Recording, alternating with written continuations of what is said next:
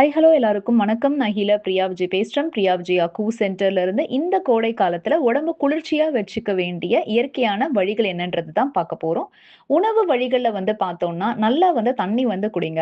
இளநீர், நன்னாரி, சர்பத், மோர் இந்த மாதிரி வந்து நேச்சுரலான ட்ரிங்க்ஸ் வந்து குடிங்க. தென் ஃப்ரூட்ஸ்ல வந்து பார்த்தோம்னா, தர்பூசணி, முலாம்பழம் எடுத்துக்கலாம். நீர்ச்சத்து இருக்கிற காய்கறிகள், வெள்ளரி இதெல்லாமே எடுத்துக்கோங்க. புதினா, கொத்தமல்லி, வெந்தயம் இந்த மாதிரி காய்கறிகள், இந்த மாரி வந்து இயற்கையான இலைகள் இதெல்லாமே வந்து பார்த்தோம்னா, நம்ம உடம்போட சூட்ட வந்து நல்லா வந்து தணிக்கும். அதே மாதிரி ரொம்ப காரம் இருக்கிறது, எண்ணெய், பொரிச்ச உணவுகள் இதெல்லாம் மேக்ஸிமம் வந்து நீங்க வந்து கண்டிப்பா வந்து கம்மி பண்ணணும். பாரம்பரியமான உணவு வகைகள் அப்படின்றது வந்து பார்த்தோம்னா, கூழ் வகைகள் இருக்கு இல்லையா? கேழ்வரகு கூழ், கம்பங்கூழ், பழைய சாதம், தென் அதே மாதிரியே வந்து பாதாம் பிசின் வந்து நீங்க நைட்டே ஊற வச்சு அடுத்த நாள் சாப்பிடலாம்.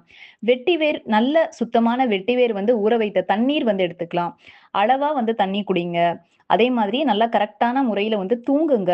மதிய நேரம் ரொம்ப வெயில் இருக்கிற டைம்ல வந்து வெளியில வந்து போகாதீங்க. நல்லா காட்டன், சிந்தெடிக் ரொம்ப நைலான் அந்த மாதிரி இல்லாம, காட்டன் பருத்தி ஆடைகள வந்து எடுத்துக்கோங்க.